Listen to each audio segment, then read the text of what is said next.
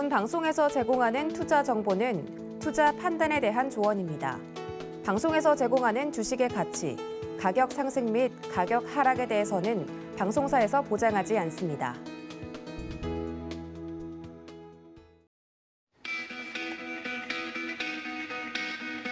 안녕하십니까. 고수익 작전 타임 진행의 도지은입니다. 전 세계가 내일 FOMC 회의 결과에 주목을 하고 있는 모습입니다.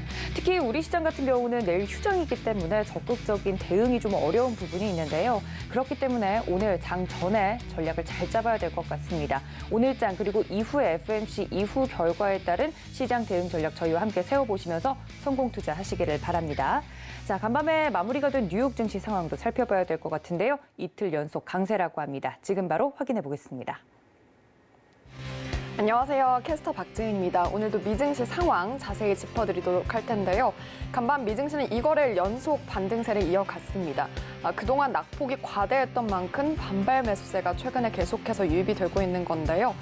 특히나 여전히 매크로 불확실성이 잔존해 있긴 하지만 그래도 시장은 좋은 방향으로 나가고 있습니다. S&P 500 지수의 필수 소비재 그리고 임의 소비재 관련주만이 하락을 했고 나머지 9개 섹터가 모두 상승을 했는데요. 특히 에너지, 금융, 부동산, 자재 관련주가 1% 이상의 상승세를 기록을 했습니다.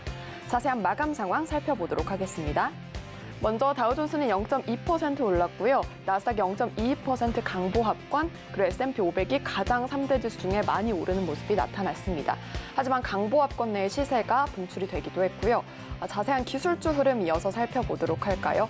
간밤 기술주는 혼조로 마감을 했습니다. 먼저 애플부터 체크를 해보면 0.96% 오름세로 마무리 지었는데요. 한 애널리스트는 중국발 악재 그리고 서비스 성장세 둔화가 애플의 투자 매력도를 떨어뜨린다고 발언을 했지만 그럼에도 불구하고 상승세를 연출했습니다. 이어서 마이크로소프트는 0.95% 조정받는 모습이 나타났고요. 이어서 살펴보면 알파벳은 0.64% 오름세로 마무리 지었습니다. 네, 다음 장 이어서 살펴보도록 하겠습니다. 먼저 아마존부터 체크를 해볼까요? 주가가 올해 들어 급락을 하긴 했지만 월가는 여전히 투자 의견을 매수로 유지를 하고 있습니다. 이에 따라서 어떻게 흘러가는지 살펴보면 0.2% 소폭의 조정으로 마무리 지었습니다. 반면 테슬라와 엔비디아는 오름세로 마무리를 짓는 모습이었는데요. 테슬라는 올 8월 주주총회에서 주식 분할 표결이 예상된다는 소식이 들려왔는데 이에 영향을 그렇게 받지는 않는 모습이 나타났습니다. 엔비디아는 0.35% 오름세로 마무리를 지었는데요. 모건 스탠리는 엔비디아가 핵심 보유 종목이라고 하면서 게임 역풍을 다른 부분이 상쇄한다고 강조했습니다. 네, 다음으로 살펴보도록 하겠습니다. 먼저 변동성 지수부터 체크를 해보면 9.55% 크게 밀리면서 마쳤고요. 시장이 확실히 좀 안정세를 찾아가는 느낌을 주는 모습이었습니다. WTI 2.6% 밀리면서 마무리 지었는데 유럽연합의 러시아산 금수 조치 가능성에도 불구하고 수요 둔화 우려로 인해서 하락한 것으로 풀이되고 있습니다. 이어서 금값은 0.4% 소폭의 오름세로 마쳤는데요. FOMC 결과 앞두고 확실히 상승을 하는 모습이 나타났습니다. 하지만 상승세는 그렇게 크지 않았다는 점이 확인이 됐습니다. 네, 다음으로 특징주 흐름 살펴볼까요? 먼저 AMD 보겠습니다. 장 마감 후에 실적 발표가 예정돼 있었기 때문에 이 기대감으로 활발하게 움직인 종목인데요. 오늘 가장 많이 거래가 되기도 한 종목이죠. AMD 1.44%로 마쳤는데 매출과 EPS 모두 컨센서스를 상회하는 기록을 장 마감 후에 발표를 했다는 점 함께 참고해 보시면 좋을 것 같습니다. 네, 이어서 살펴보도록 하겠습니다. WDC, 웨스턴 디지털 코퍼레이션 살펴볼 텐데요. 엘리엇 인베스트먼트 매니지먼트 LP가 동사의 지분 6%를 공개하고 동사를 분리해서 사업을 추진한다는 소식을 밝혔습니다. 간밤에 시장에서 가장 많이 오른 종목인데요. 살펴보면 14.47% 급등으로 마무리 지었습니다. 반면 로크웰도 살펴보면 두 자릿대 급락이 나왔죠. 영업이익이 91.9%나 감소를 하면서 어닝 쇼크를 기록을 했습니다. 간밤에 가장 많이 떨어진 종목으로 확인되고 있습니다. 네, 다음 장 이어서 살펴볼까요? 먼저 자세히 살펴보면 힐튼 월드와이드 홀딩스부터 체크를 해보도록 하겠습니다. 여행 수요 회복을 바탕으로 컨센서스를 상회하는 실적을 발표했는데요. 하지만 실적 가이던스는 컨센서스보다 낮은 수준을 제시했습니다. 이에 영향을 받으면서 4%대 급락이 나왔고요. 반면 화이자는 1.97% 상승으로 거래 마쳤습니다. 컨센서스를 상회하는 실적을 발표했지만 가이던스는 하향 조정된 점 확인해 보시면 좋을 것 같고요. 이어서 익스피디아 그룹은 14%대 급락이 나왔습니다. 오늘장 가장 많이 밀린 두 번째로 가장 많이 밀렸는데 손실 규모가 예상보다 작았고 또 매크로 악재에 불구하고 여행 수요가 견조하다는 평가가 나왔지만 이럼에도 불구하고 시장은 악재로 받아들이는 모습이 나타났습니다. 네, 이렇게 특징주 흐름까지 만나봤고요. 간밤에 나왔던 외신들 체크를 해보도록 하겠습니다. 네, 먼저 미국 연준이 오는 4일 빅스텝 금리 인상을 단행할 것으로 시사가 되는 가운데 향후 더 공격적인 스탠스를 취할지가 관심이 모아지고 있습니다. The Fed is expected to raise rates by a half point. Investors wonder if it will get more aggressive. 웰스 파고의 매크로 전략 헤드의 의견부터 살펴보도록 할 텐데요. 자세히 먼저 들여다보도록 하죠. The crosswinds are so tough, I think the fundamental question is clear. It's just how quickly inflation comes down, or does the Fed accelerate tightening in the next 4 to 5 months? 라고 질문을 던지기도 했는데요. 인플레이션이 얼마나 빨리 내려갈지에 대해서 연준은 다음 네 차례에서 다섯 차례 회의를 걸쳐서 얼마나 긴축을 빨리 할지가 관심이 집중된다라고 밝혔습니다. 특히나 최근에 연준이 선호하는 지표죠. PC를 살펴보면 3월 들어서 급격하게 올라온 것을 확인을 할 수 있죠. 또 이어서 모건 스탠리의 수석 전략가의 의견도 들어보도록 할 텐데요. 특히나 I think they're going 50 and it seems like they're dead set on hiking rates enough to kill inflation 이라고 강조를 하면서 연준이 50bp 금리 인상을 단행할 것으로 보인다면서 인플레이션을 죽이기에 충분할 것이다 라고 강조를 했습니다. 하지만 연준이 2024년까지 인플레이션 목표를 달성하는 것에 대해서는 확실히 좀 확신이 없다라고 강조를 했는데요. 만약에 2024년까지 인플레 목표를 달성하기 위해서라면 임금 인플레이션이 지금 꽤 높기 때문에 이 부분을 좀 체크해야 한다고 지적하기도 했습니다. 다음으로 최근에 이 10년물 국채 수익률이 가파르게 오른 점을 또 확인을 할 수 있었는데 뱅크 오브 아메리카의 전략 헤드는 시장이 진짜 신경 쓰는 것은 75bp 인상 가능성이다라고 지적을 하기도 했습니다. 저희 서울경제TV와 함께 FOMC 결과 함께 체크하시면서 시장의 투자 전략 확인해 보시면 좋을 것 같습니다. 네, 다음으로 살펴볼 기사는요. 이런데 인플레이션을 더욱 부추길 만한 뉴스가 나와서 좀 확인을 해봐야 할 것 같은데 미국 기업들의 채용 공고가 역대 최다를 기록을 했습니다. Record high U.S. job openings, resignations likely to fuel wage inflation. 특히나 이 최근의 퇴직률로 인해서 임금 인플레이션이 더 촉발될 것이다라고 보고 있는데요. 미국 기업들의 인력난이 절정에 달했습니다. 미국 노동부가 현지 시간 3일 공개한 3월 9인 이직 보고서를 살펴보면 3월 채용 공고는 1,154만 9천 건으로 전월 대비 증가하는 수치를 나타냈는데요. 2000년 12월 관련 통계를 산출하기 시작한 지 최다 수치입니다. 블룸버그가 집계한 전문가 예상치도 상회하는 모습이 나타났는데 자발적인 퇴직자는 450만 명으로 전월보다 15만 2천 명 증가하면서 역시 사상 최대를 기록했습니다. 한 기업 이코노미스트는 이렇게 밝히기도 했는데요.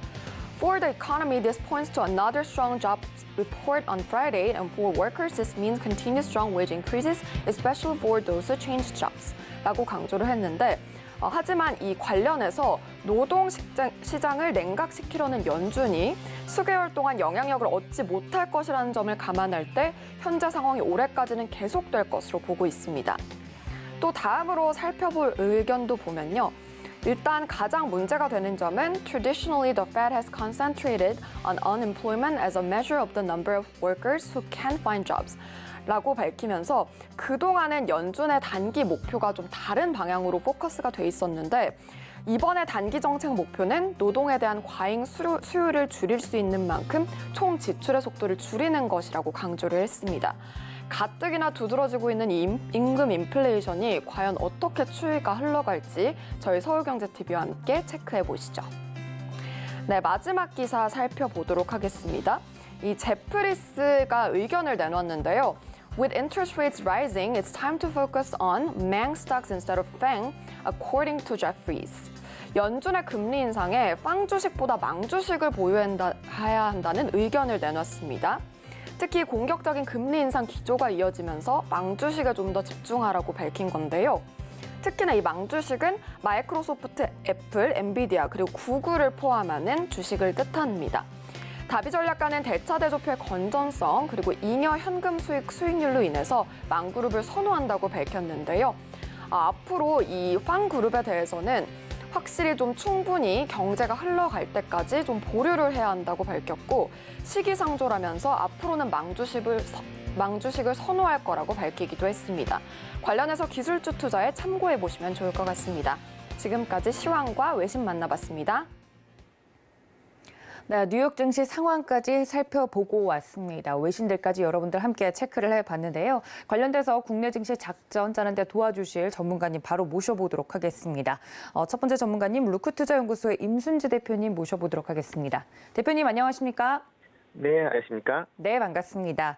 첫 번째 이슈부터 좀 이야기를 나눠볼 텐데요. 원래는 글로벌 이슈를 저희가 이제 처음에 다루는데 오늘은 국내 이슈를 좀 시작을 해야 될 것 같습니다.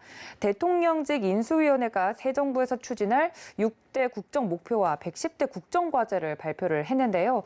관련돼서 우리 시장에 적극적으로 좀 영향을 미칠 만한 부분을 살펴봐야 될 것 같습니다. 특히 금융과 경제 부분에서는 어떤 내용들이 나왔을까요? 네, 국정과제가 총 4개의 부분으로 지금 구성이 되어, 총 이제 110개 이제 국정과제 나왔고요. 그 중에서 아마 금융 관련 국정과제가 한 4개 정도로 된다라고 보시면 될 것 같습니다. 크게 본다라고 하게 되면 미래 금융을 위한 디지털 금융 혁신이라고 그래서 금융 빅테크 기업의 규율 체계를 합리적으로 재정비하겠다는 거고요. 데이터나 블록체인을 활용한 혁신 금융 서비스를 지원하겠다라는 부분입니다.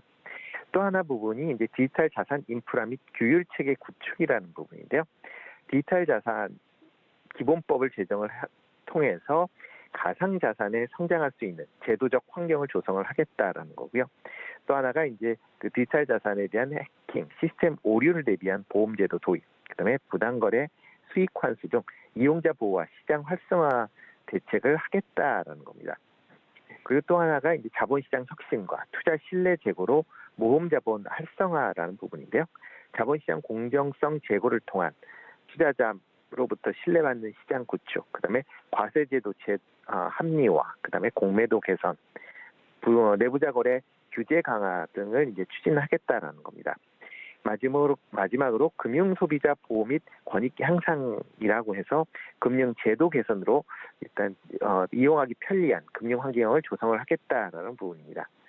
특히 이 중에서 이제 주식 투자자들이 제일 관심 있어 하는 부분이 자본시장 혁신과 투자자 신뢰 제고 부분 아닌가라고 생각이 되고 있고요. 그동안 개인 투자자들이 증권 투자에 불편 부당하다라는 부분을 개선하겠다는 데 초점이 맞춰져 있다라고 보시면 되겠습니다. 내용을 상세하게 좀 들여다보면 주식 금융 투자 상품에 대한 과세 제도를 합리화하겠다라는 내용이 있는데요. 일단 내년부터 그 개인들에 대해서 주식 상장 주식에 대한 이제 양도 차익을 추진하고 있는 그런 상황입니다. 일단 연 5천만 원 이상의 주식 매매 차익액을 나올 경우 양도소득세를 20% 정도 이제 납부를 하게 되어 있는데요. 일단 현재 상황에서 그 시장 공약 대선 공약으로 본다라고 하게 되면 일단 상장 주식 양도세는 이제 폐지하는 걸로 그렇게 이제 얘기가 되고 있습니다. 그렇지만 지금 추경호 경제부총리 지명자의 청문회상으로 본다라고 하게 되면 양도소득세를 2년 유예하고 그 이후에 양도소득세 폐지 여부를 결정하는 식의 움직임을 지금 보이고 있는 그런 상황이기 때문에 좀 더 지켜보셔야 될 것 같고요. 일단 기본적으로 2년 동안은 양도소득세는 없는 걸로 그렇게 보시는 건 더 맞지 않을까라는 생각을 하고 있습니다. 그리고 또 하나가 공매도 제도에 대한 개선 부분입니다. 개인의 이제 공매도 담보 비율이 이제 140%를 기록하고 있는데요. 그 담보 비율을 하향 조정할 걸로 그렇게 예상이 되고 있고요. 그리고 개인 투자자들의 공매도 그 기간도 90일이었는데 아마 연장을 하지 않을까라는 부분이 예상이 되고 있는데 아마 이 부분은 이번에 포함은 되어 있지 않기 때문에 세부적인 사항에서 아마 추가적으로 다뤄질 걸로 그렇게 예상을 하고 있습니다. 그리고 또 하나는 이제 물적 분할에 관련된 주주 보호입니다. 일단 최근에 이제 모 회사에서 분리된 자회사 상장 시에 모 회사의 소액주주의 권리를 침해하지 않도록 정비를 하겠다라는 거고요. 그다음에 내부자 거래 규제를 강화하겠다라는 부분입니다. 내부자 지분 매도 시 처분 계획을 사전에 공시하게끔 하고요. 주식 경영권 변경을 수반하는 주식 양수도의 경우에 소액 주주를 보호하기 위한 장치를 마련하겠다라는 부분이 나왔습니다. 그리고 투명성, 공정성 제고 차원에서 외부 감사인의 역량 강화를 통해서 회계 투명성을 제고하고 불공정 거래 행위에 관련된 제재를 실효성 있게 바꿈으로써 증권 범죄에 대응을 하겠다라고 얘기를 하고 있습니다. 그리고 마지막으로 외환시장 선진화를 통해서 일단 외환시장의 접근성을 개선하고 대외거래 규제 완화를 통해서 외환시장을 선진화하겠다라는 그런 큰 그림을 그렸다라고 보시면 되겠습니다. 네, 이렇게 발표를 통해서 금융시장, 국내 금융시장에 대한 여러 부분을 좀 개선해 나가겠다 의지를 다졌는데 저희가 궁금한 건 투자자로서 실질적으로 우리 시장에 좀 영향을 미칠 만한 부분들을 체크를 해봐야 될 것 같거든요. 추진을 하겠다, 그리고 어떤 식으로 개선을 하겠다. 큰 밑그림은 나왔는데 관련돼서 저희가 좀 집중해서 봐야 될 부분은 어딜까요? 네, 증권 제도 개선 쪽으로만 본다라고 하게 되면 개인 투자자들의 이제 투자 환경이 기존보다는 좀 더 개선될 걸로 기대를 하고 있습니다. 특히 일반 투자자들의 주식 양도소득세 완화, 그다음에 증권거래소 완화 등을 이제 시사하고 있는 그런 상황입니다. 그렇기 때문에 향후 주식 투자에 대한 환경이 좋아질 거고요. 그리고 이제 대주주의 이제 그 지분에 관련된 부분이 이제 개선 사항이 조금 눈에 띈다라고 보시면 되겠습니다. 특히 LG화학을 이제 LG 에너지 솔루션의 분사와 상장으로 이슈가 되면서 자회사 분할 상장에 대한 이슈가 좀 있었는데요. 아마 신규로는 아마 조금 향후에는 좀 쉽지 않을 전망으로 이제 제도가 좀 바뀔 걸로 예상이 되고 있습니다. 현재 거래소에서도 분할 자회사의 상장에 대한 것을 연구 진행 중에 있기 때문에 아마 상장이 좀 어려울 것 같고요. 아마 이거와 관련돼서 아마 SK이노베이션에서 분사하는 SK온이 아마 국내 상장에 조금 어려움을 겪을 걸로 그렇게 예상을 좀 하고 있습니다. 그리고 이제 상장 후 임직원의 이제 대규모 매도로 인한 매매 차익에 대한 제재 한도 이루어질 걸로 그렇게 예상이 되고 있기 때문에 이런 부분도 일단 신규 상장 기업에 대해서는 향후에 조금 긍정적인 그런 이제 매매 모멘텀을 가질 수 있지 않을까라는 생각을 해보고 있고요. 국내 시장 전체적으로 본다라고 하면 제도 개선에 대해서는 상대적으로 조금 덜 영향을 미치고 있다라고 보시면 되겠습니다. 제도 개선보다는 실질적으로 주가가 움직일 수 있는 부분에 좀 더 일반 투자자들이 관심을 많이 갖고 있는 그런 상황이기 때문에라고 이제 예상이 되고 있고요. 따라서 이번에 국정과제를 얘기 나오면서 일단 그러니까 증권 관련된 제도 개선에 대해서는 여러 부분이 나왔지만 시장에는 직접적인 영향은 없을 걸로 그렇게 예상이 되고요. 장기적인 관점에서 좀 보시면 좋을 것 같고요. 그보다는 다른 이제 국정과제에 대한 부분이 좀 더 관심 있게 보시면 어떨까라는 생각을 해보고 있습니다. 특히 이제 신정부의 국정과제 중에서 중요한 포인트로 과학기술 5대 강국 도약을 목표로 한다라는 내용이 있습니다. 일단 국정과제는 재임 기간 5년 동안 중점적으로 처리할 사항이기 때문에 이렇게 이제 과학기술 5대 강국으로 도약을 하겠다라고 하게 된다라면 이와 관련된 산업군에 대해서 좀 더 관심 있게 좀 보시면 좋을 걸로 그렇게 예상이 되고요. 일단 지금 나와 있는 산업군으로는 대부분의 투자자들이 알고 있듯이 반도체, 디스플레이, 2차 전지, 그다음에 차세대 원전, 수소, 5G나 6G, 바이오, 우주항공, 양자, AI, 로봇, 사이버 보안 이런 주로 돼 있기 때문에 이런 부분에 관련된 기업들에 좀 관심을 가지시면 어떨까 싶습니다. 개인적으로는 조금 관심 있게 보는 쪽은 이제 사이버 보안 쪽 관련 쪽은 좀 관심 있게 보시면 어떨까라는 생각을 좀 해보고 있고요. 특히 IT 기술이 최근 이제 발달되고 그리고 이제 그 국정 과제 내에서도 이 IT와 기술과 접목된 부분이 상당 부분 증가하는 그런 모습을 좀 보이고 있습니다. 이렇게 이제 IT 관련된 부분이 많이 있다라는 거는 개인 정보, 그다음에 개인 정보 유출, 그다음에 해킹에 대한 위험도 같이 증가할 수밖에 없다라고 보여지고요. 이에 따라서 대형 IT 기업들이 그 정보 보안에 대해서 투자를 많이 하고 있는 그런 상황입니다. 뭐 특히 글로벌 IT 기업들 같은 경우는 뭐 사이버 보안 강화를 위해서 뭐 사이버 보안 업체들 뭐 대규모 인수하는 그런 모습을 보였습니다. 특히 뭐 올해 초에 같은 경우는 뭐 구글을 운영하는 알파벳 같은 경우는 사이버 보안 업체인 맨디엔트라는 기업을 54억 달러에 인수했고, 그다음에 MS 같은 경우도 사이버 보안 관련 비용으로 1년에 1조 원 이상 좀 사용하라고 있습니다. 그렇기 때문에 이런 이제 IT 관련 보안 쪽으로 좀 관심을 가지시면 어떨까 싶고요. 일단 관심주로는 일단 드림 시큐리티라는 회사가 있습니다. 정보 보안 및 문서 보안 관련 솔루션을 공급하는 그런 회사다라고 보시면 될 것 같고요.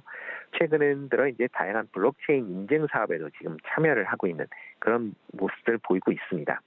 특히 한은의 CBDC 시범 사업에 참여를 하고 있는 그런 상황이기 때문에 일단 뭐 단기보다는 중장기 관점에서 이런 이제 보안 업체 쪽으로 조금 관심을 가지시는 게 어떨까 싶습니다.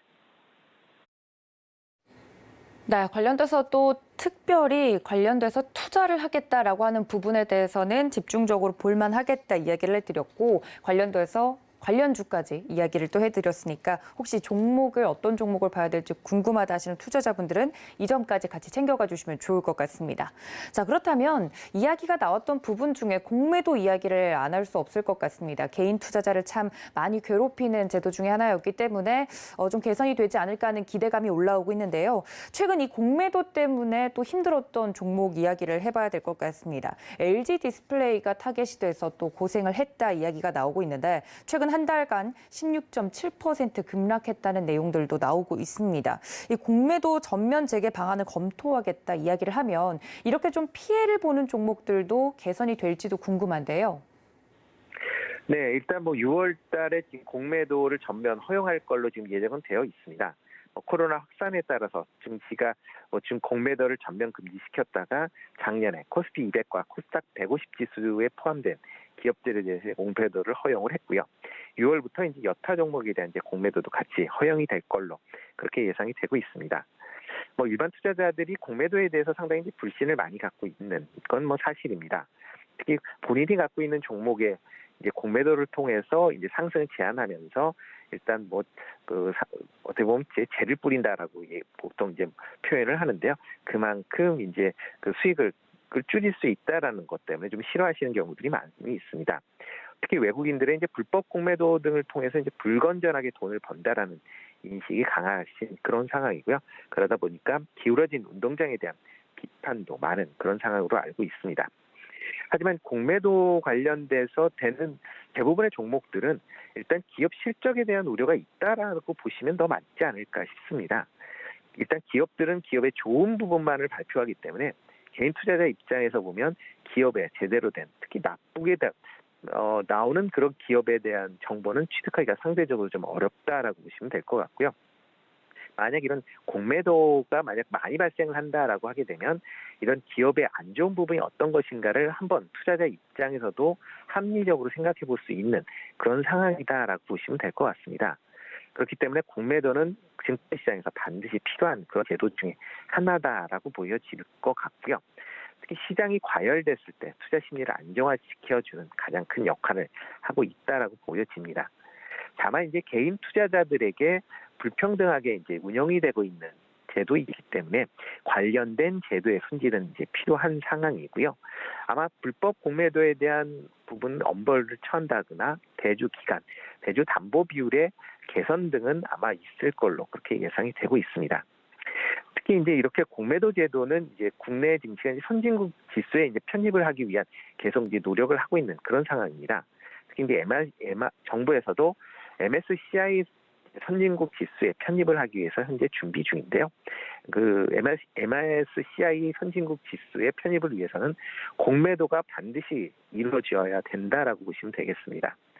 특히 이제 6월 달에 MSCI 선진 지수의 관찰 대상국으로 이제 등재를 하기 위해서 현재 노력 중인데요. 만약 이런 공매도 제한 규정을 계속 유지한다라고 하게 되면 관련된 관찰 대상국에서 선정이 제외가 될 거고요. 그러다 보면 MSCI 선진국 지수의 편입이 상당 기간 지연될 수밖에 없고 뭐 만약 공매도 제도를 폐지한다라고 하게 되면 아예 MSCI 선진국 지수에 가입을 할 수 없다라고 보시는 게 더 맞지 않을까 싶습니다. 따라서 일반 투자자들의 불만을 줄일 수 있는 제도 개선이 이루어지는 그 이후에 아마 전면적인 공매도는 이루어질 걸로 그렇게 예상이 되고 있습니다.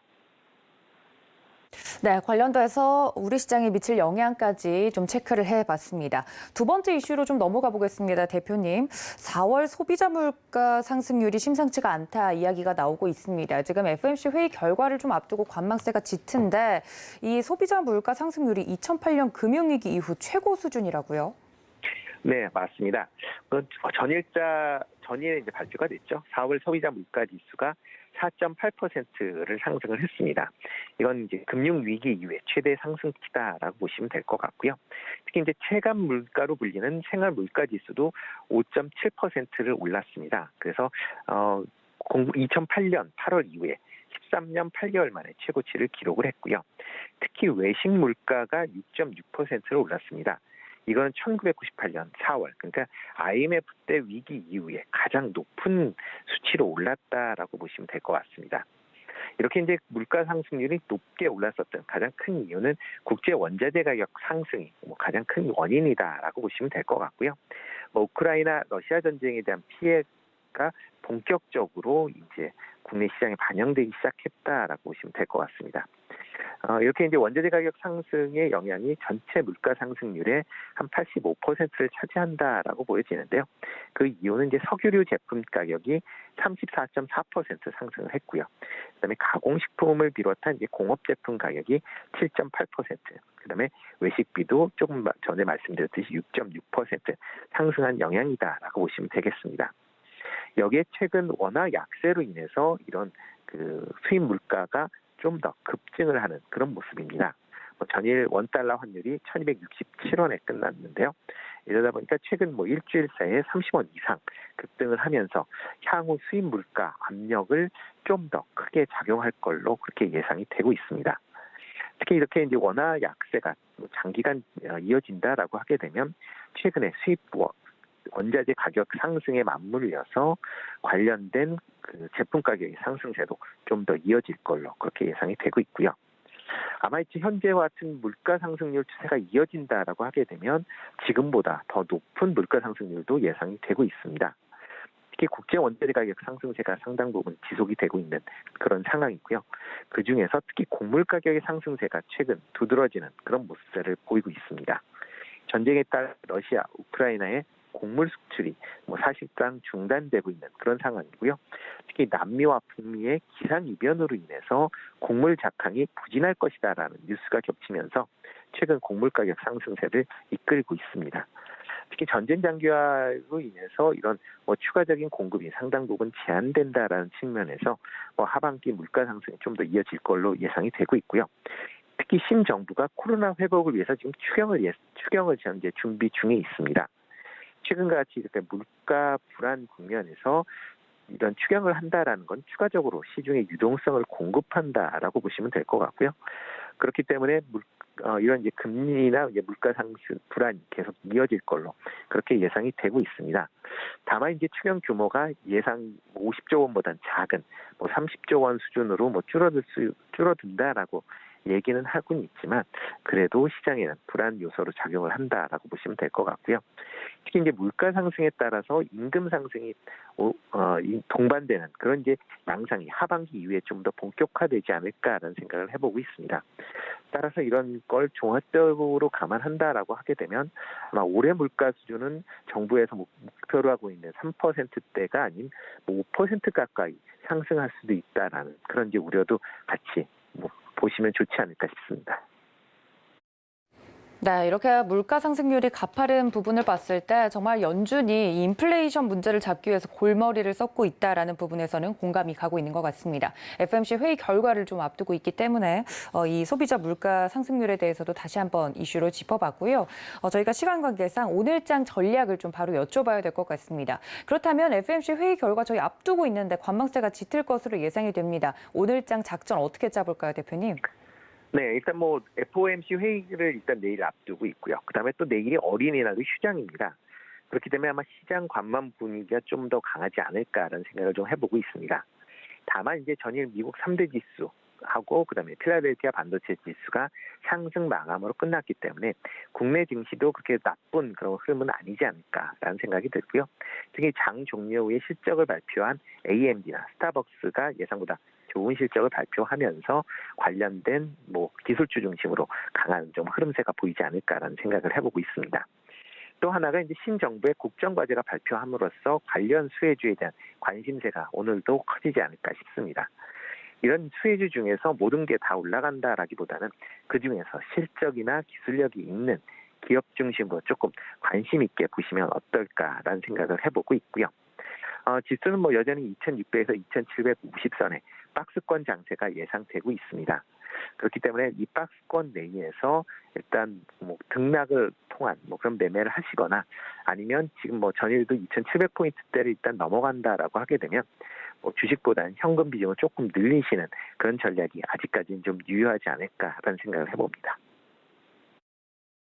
네, 오늘장 고수익 작전까지 이야기를 들어봤습니다. 지금까지 루크투자연구소 임순재 대표님과 함께했습니다. 대표님 고맙습니다. 네, 고맙습니다. 네, 관련돼서 바로 다음 전문가님 모셔보도록 하겠습니다. 교보증권 여의도금융센터의 윤여민 FP님 모셨습니다. FP님 어서 오세요. 네, 안녕하십니까. 네, 관련돼서 앞서서 여러 가지 이슈를 저희가 좀 다뤄봤는데 국내 증시에 맞는 작전을 저희가 짜야 되지 않겠습니까? 네. 오늘 내일 휴장을 앞두고 또 FMC 회의 결과 앞두고 관망세가 짙을 것 같은데 국내 시장 그래도 미증시보다는 등락폭이 좀 적어서 변동성이 좀 대응이 괜찮지 않을까라는 생각이 드는 반면 어떤 부분을 저희가 체크해야 될지 궁금한데 일단 국내 증시 이슈부터 체크해 주시죠. 일단 어제 시장을 좀 먼저 정리를 해보자면 네. 확실히 이제 전일장 이제 미국이 좀 반등을 좀 강하게 하면서 좀 매수세가 좀 유입된 모습을 좀 보였습니다. 사실 이제 앞에서도 언급이 계속되고 있지만 10년물 이제 금리 관련돼서 3%, 그다음에 2년물 금리 같은 경우도 2.73% 이상 오르면서 사실 어떻게 보면 증시에 좀 부담이 될 것으로 예상이 됐습니다만 미국 증시는 좀 강하게 올랐다라고 볼 수 있을 것 같고 사실 이렇게 지금 강하게 오른 것 자체는 이제 반복된 악재에 좀 증시가 어느 정도 내성이 생긴 것이 아닌가라는 좀 얘기도 나오고 있는 상황이고 특히 이제 금리 같은 경우도 이제 고점에 밀려서 어느 정도 좀 밀리는 상황이기 때문에 오히려 이제 실적에 대한 부분뿐만 아니라 이제 투심 같은 경우도 거의 이제 바닥을 찍은 것이 아닌가라는 좀 얘기가 나오고 있는 상황입니다. 이에 따라서 이제는 바닥을 좀 확인하고 다시 한번 반등을 좀 준비하는 어떤 그런 상황이 아닐까 좀 생각을 하고 있는데 이렇게 하다 보니까 이제 미국 증시에서 좀 상승을 했던 이제 섹터라든지 종목들이 우리나라에도 좀 어느 정도 영향을 끼쳤다라고 볼 수 있을 것 같은데 특히 미증시에서 지금 반도체 좀 섹터들이 조금은 좀 상승하는 모습을 좀 보이고 있습니다. 예를 들어서 삼성전자도 좀 약간 상승하는 좀 모습을 좀 보였었는데요. 물론 이제 앞에서 말씀하셨던 것처럼 FOMC에 대한 이제 기대감, 그다음에 혹은 경계감 이런 부분이 혼조돼 있다라고 볼 수 있을 것 같습니다. 사실 이제 점도표 회의가 없는 이런 좀 부분이긴 합니다만 그래도 파월에 좀 회견이 있는 상황이기 때문에 좀 발언을 좀 주목해 봐야 되지 않을까 좀 생각을 하고 있고 특히 이제 발언 같은 경우는 인플레이션 관련돼서 좀 고비를 좀 강하게 당길 수 있는 좀 어떻게 보면 강한 발언이 나올 수도 있는 부분이 있기 때문에 이런 부분을 좀 계속 유념해 봐야 되지 않을까 좀 생각을 하고 있습니다. 다만 이제 매수세 같은 경우는 이제 외국인이 좀 어제 좀 들어오면서 좀 이틀 만에 다시 이제 순매수를 전환한 점은 상당히 고무적이지 않을까 좀 생각을 하고 있고 다만 이제 이 매수의 어떤 강도 혹은 이제 매수의 좀 기간이 좀 연속적으로 일어나야지만 어떤 상승 전환에 대한 부분을 좀 생각해 볼 수 있지 않을까라는 좀 생각을 하고 있습니다. 이에 따라서 아직까지는 좀 매수가 좀 들어왔다는 것에는 의미를 두고 있습니다만 변동성이 있고 방향성이 없는 상황이기 때문에 이런 부분을 같이 좀 가지면서 오늘 장을 좀 대비해 보시는 게 어떨까 좀 생각을 하고 있습니다. 네, 관련돼서 국내 증시에 대해서 다시 한번 좀 정리를 하고 넘어오는 모습이었습니다. 어제 우리 증시에 대한 움직임을 좀 파악을 한 다음에 앞으로 전략을 좀 짜보는 것이 좋겠다 이야기를 해드렸는데 그렇다면 외국인들 순매수가 좀 강하게 들어오고 있지 않은 이 상황에서 저희가 좀 주목해봐야 될 업종이나 섹터가 있다면 5월 증시를 저희가 지금 계획을 세우고 있잖아요. 어느 쪽을 보는 게 좋을까요, 부피님? 저는 5월은 반도체가 좀 견인하지 않을까 좀 생각을 하고 있는데 네. 반도체 같은 경우는 이제 좀 이벤트들이 좀 많이 있는 것 같습니다. 사실은 좀 뉴스들이 어제부터 좀 계속 나오고 있는데 네. 일단은 미국의 조 바이든 대통령이 이제 오는 20에서 22일 날 지금 한국을 좀 방한한다고 하는데 그 중에서 이제 대기업 총수들을 좀 만난다고 하죠. 근데 그 중에 21일인가요? 지금 삼성전자 반도체 생산 시설을 좀 방문하게 된다고 합니다. 네. 사실은 이제 우리나라의 어떤 생산 시설을 좀 어떻게 보면 둘러보는 것 자체가 미국 입장에서는 이제 세일즈를 한다라고 볼 수도 있겠습니다만 결국 그만큼 이제 반도체에 대한 미국에서도 이제 다급한 어떤 좀 현황을 좀 알 수 있을까라 보고 있고 그만큼 우리나라에도 위상도 좀 알 수 있을 것 같은데 결국 이러한 좀 조 바이든의 방안을 통해서 우리가 좀 가장 좀 기대하고 있는 것 중에 하나가 바로 이제 이재용 부회장이 어떻게 보면 행보가 다시 진행되지 않을까라는 부분입니다. 네. 사실 사면에 대해서 상당히 안 좋은 얘기들이 좀 나오고 있죠. 이번 정부에서는 사면하지 않을 것이라는 얘기가 나오고 있기 때문에 네네. 사실은 지금 최근까지도 좀 경영에 대한 어떤 제한적인 움직임이 있었는데 이런 부분이 좀 이번 계기를 통해서 풀리지 않을까라는 좀 기대감 충분히 있다 말씀드릴 수 있을 것 같고 그리고 이제 윤석열 지금 차기 정부가 지금 이제 반도체 같은 이제 주력 사업에 대해서 상당히 드라이브를 많이 걸고 있는 상황인데요. 특히 이제 반도체 수출액을 2027년까지 30% 이상 늘리겠다고 좀 선언을 했습니다. 결국 이제 뭐 반도체뿐만 아니라 뭐 2차 전지, 뭐 로봇과 관련된 좀 제가 볼 때는 좀 4차 산업과 관련된 좀 첨단 어떤 산업에 대해서 상당히 강력하게 좀 드라이브를 걸고 있는 상황이라 말씀드릴 수 있을 것 같고 이런 측면에서 좀 과감한 인센티브를 제공하겠다라는 좀 얘기가 나오고 있는 상황입니다. 결국 뭐 정책적인 부분뿐만 아니라 글로벌적으로도 상당히 주목을 받고 있는 섹터라 말씀드릴 수 있을 것 같고 네. 또 이제 어제 보게 되면 반도체 특히 소부장 섹터들이 상당히 좋은 모습을 좀 보였습니다. 뭐 실적에 대한 부분으로 좀 반응을 했던 부분이 있는데 물론 대형주들 같은 경우는 살짝 좀 쉬어가는 느낌은 있습니다만 소부장들 같은 경우는 상당히 좋은 모습을 좀 보여주고 있는데 뭐 대표적으로 뭐 하나 머티리얼즈라든지 뭐 원익 QNC 어제 상당히 좀 좋았었는데 이러한 좀 이제 소부장들이 1분기뿐만 아니라 2분기도 상당히 전망이 좋게 나오고 있는 상황입니다. 이제 반도체 소부장 공급량이 좀 수요에 미치지 못하겠다는 어떤 그러한 좀 뉴스들이 계속 나오고 있는 상황이기 때문에 반도체 소부장을 중심으로 한 지금 반도체 섹터들 같은 경우는 5월 달 내도 상당히 좋은 퍼포먼스가 나오지 않을까 생각하고 있습니다. 네, 관련돼서 5월에 조금 집중적으로 볼 만한 섹터 반도체를 또 이야기를 해주셨고 그 안에서도 대형주보다는 좀 소부장 이야기를 네. 해주셨습니다. 실적적으로도 잘 나오고 있고 외국인들 수급이 없는데도 잘 가는데 이건 정말 실적 때문이라고 볼 수 있을까요? 외국인이 없기 때문에 오히려 제가 볼 때는 반사 수익을 보는 게 아닌가 생각을 합니다. 외국인이 없어서. 네, 외국인은 어떻게 보면 지금 계속 매도로서 일관하고 네네. 있기 때문에 지금 우리나라에서 봤을 때 외국인 매도는 거의 상수라고 봐야 되는 게 아닌가 생각을 하고 있고 뭐 단기적인 측면에서 봤을 때 외국인이 없다는 것 자체가 수급에 있어서 상당히 좋은 흐름이 아닐까 좀 생각을 하면서 소부장 업체들 같은 경우는 그런 측면에서 반사 수익을 좀 받지 않나 좀 생각을 하고 있고 네. 다만 좀 외국인의 매수가 좀 들어오기 위해선 두 가지 측면이 좀 필요할 것 같은데 하나는 좀 이머징 마켓에 대한 어떤 안전자산 뭐 이런 좀 국내 증시에 대한 어떤 그런 선호 심리가 좀 올라가는 부분들 혹은 이제 우리나라의 경기가 좀 눈에 띄게 좋아져야 한다는 어떤 그런 부분이 확인이 돼야지만 외국인의 어떤 매수세가 좀 들어올 것으로 보이고 있는데 지금 현재상으로 보게 되면 외국인의 매수를 좀 단기적으로 기대하는 조금 힘든 상황에서 좀 반도체 소부장 같은 경우는 그러한 좀 반사 수익을 좀 보고 있지 않나 생각하고 있습니다. 네, 관련돼서 오히려 외국인들의 이런 매도 폭탄을 피했기 때문에 또 외국인들의 수급 부재가 오히려 반도체 소부장주들에게는 긍정적으로 주가에 반영이 되고 있다 이야기를 해드렸습니다. 그렇다면 사실 참 어려운 이야기이긴 하지만 내일 저희가 FOMC 회의 결과를 보고 대응이 불가능하지 않습니까? 그렇죠. 네, 그냥 이제 관망하면서 아이고 금요일장이 어떻게 되겠구나 네. 예상만 해야 되는 이런 상황인데 오늘 증시 작전을 짜본다면 저희 오늘 뭐 하면 될까요, FP님?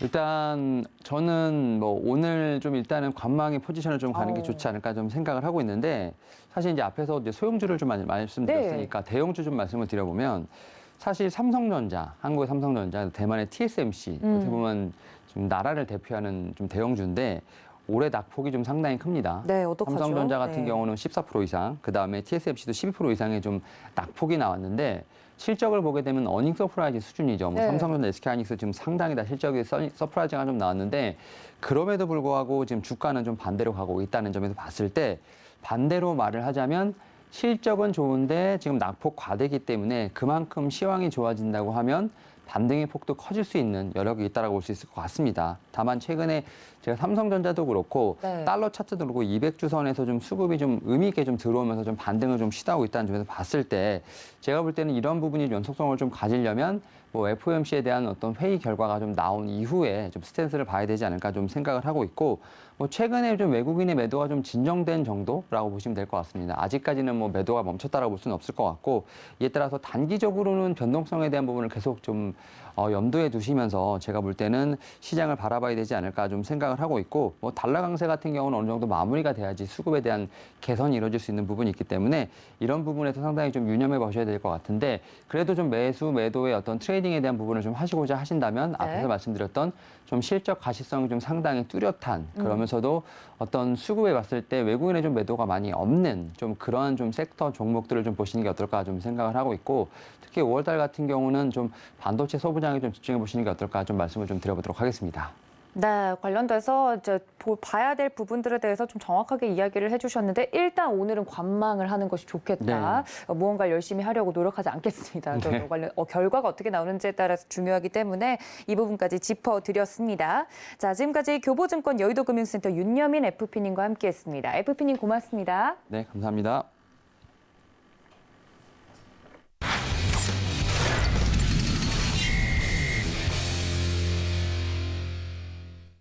네, 보다 종목에 대한 이야기를 속 시원하게 해보도록 하겠습니다. 글로원 파트너스 이성웅 이사님과 연결합니다. 이사님 안녕하십니까? 네, 안녕하세요. 네, 반갑습니다. 계속해서 이 시간에서 저희가 실적 시즌인 만큼 실적 시즌이 끝날 때까지 계속 종목에 대한 이야기를 좀 하고 있는데 5월 둘째 주까지 계속 실적들이 나오죠. 오늘은 어떤 쪽을 좀 보는 게 좋을까요?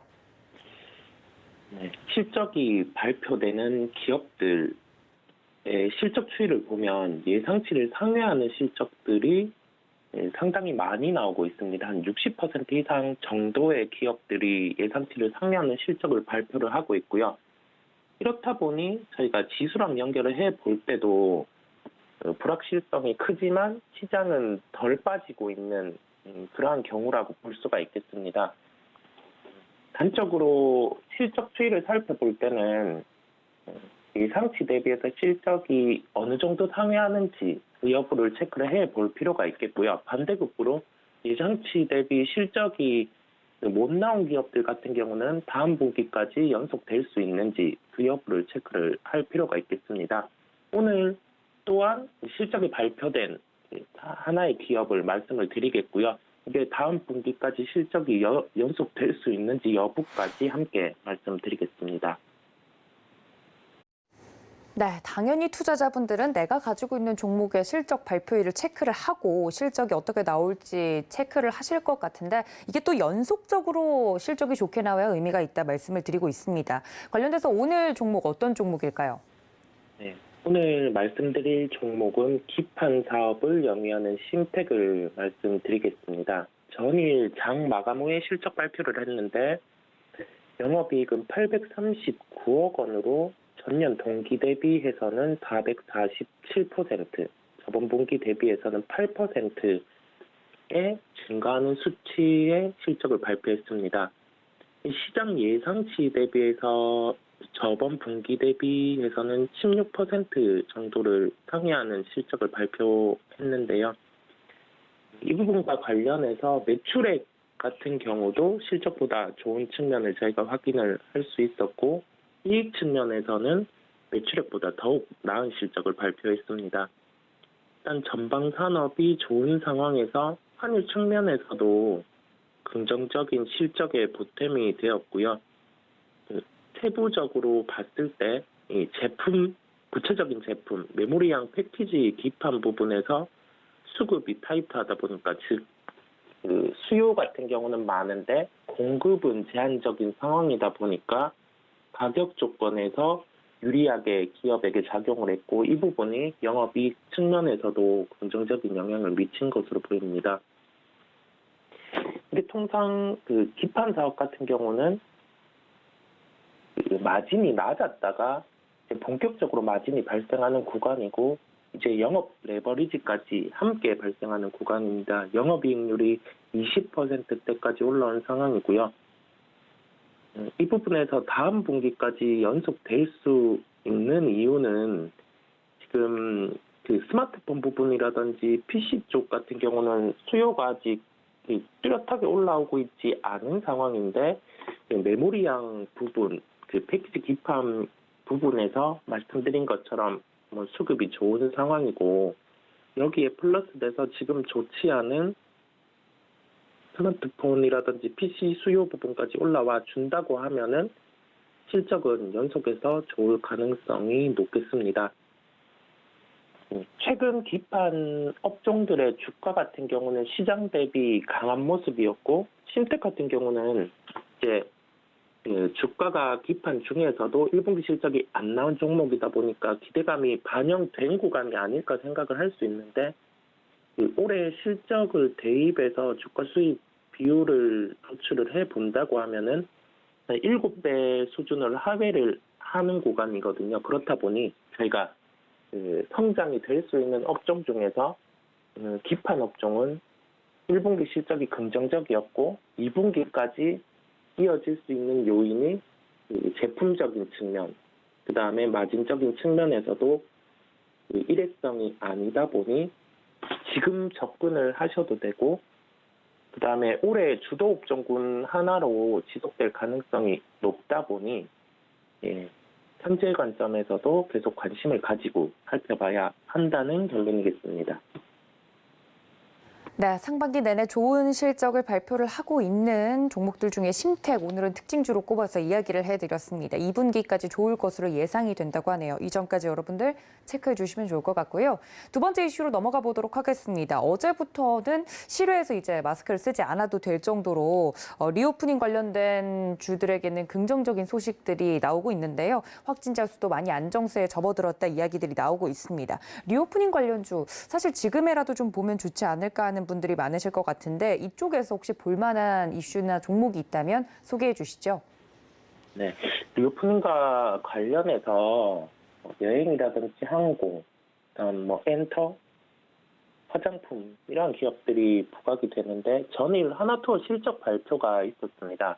안 좋다는 거는 저희가 다 인식을 하고 있었지만은 상대적으로 적자가 다시 추가로 발생을 하는 모습이었고요. 이게 그 여행업 자체를 본다고 했을 때 저희가 그 상식적으로 접근을 하면 당연히 1분기 실적은 안 좋았고 이제는 리오프닝 때문에 그 수요, 그러니까 여행의 수요가 회복돼서 여행주가 좋을 수 있지 않을까라고 생각을 하는데 상대적으로 봤을 때 이제 그 여행을 갈 때 저희가 패키지를 이용해서 간다기보다 이제 여타 플랫폼을 활용해서 할 수 있는 구조가 많다 보니 예전에 그런 호황 정도의 회복세의 기대는 낮다는 걸 알 수가 있거든요. 그렇다 보니 저희가 리오프닝 중에서도 그냥 직감으로 무작정 좋아질 테니 여행주를 사야 되지 않을까, 아니면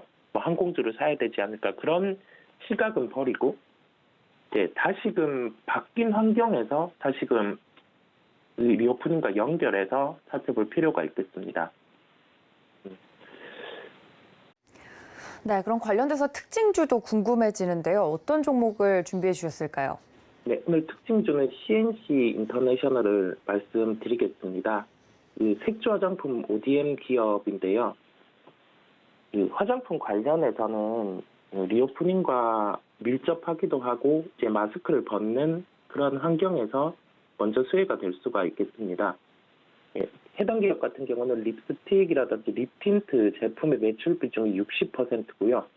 단지 우리나라의 매출이 확보가 되어 있는 게 아니라 미국, 중국 법인에 대해서도 글로벌로 다각화되어 있다 보니까 전반적으로 리오프닝 관련해서 수혜가 될 수 있겠습니다.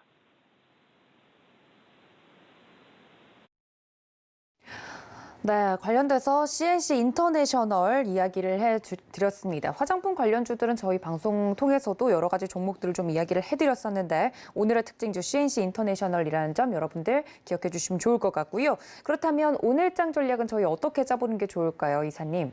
네, FOMC 회의 전에 시장이 불확실성이 연속되고 있는데 다만 시장은 하락을 하지 않는 흐름입니다. 아무래도 선행에서 그와 같은 변동성, 그 부분은 반영이 되는 것으로 보이고요.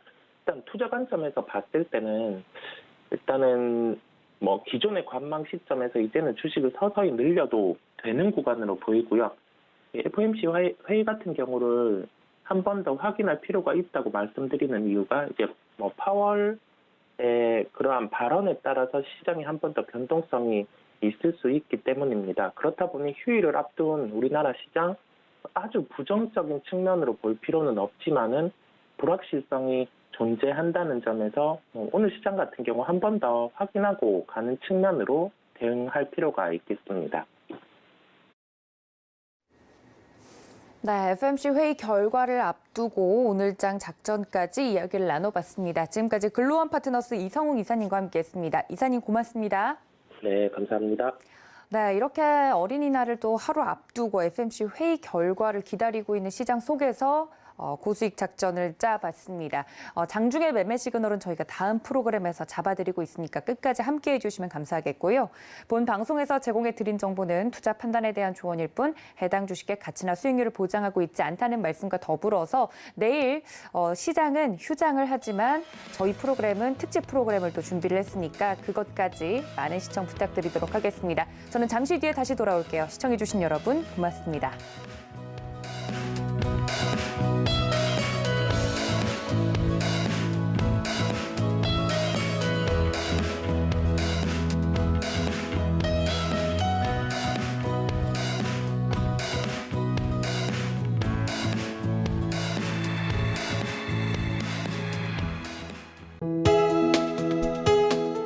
본 방송에서 제공하는 투자 정보는 투자 판단에 대한 조언입니다. 방송에서 제공하는 주식의 가치, 가격 상승 및 가격 하락에 대해서는 방송사에서 보장하지 않습니다.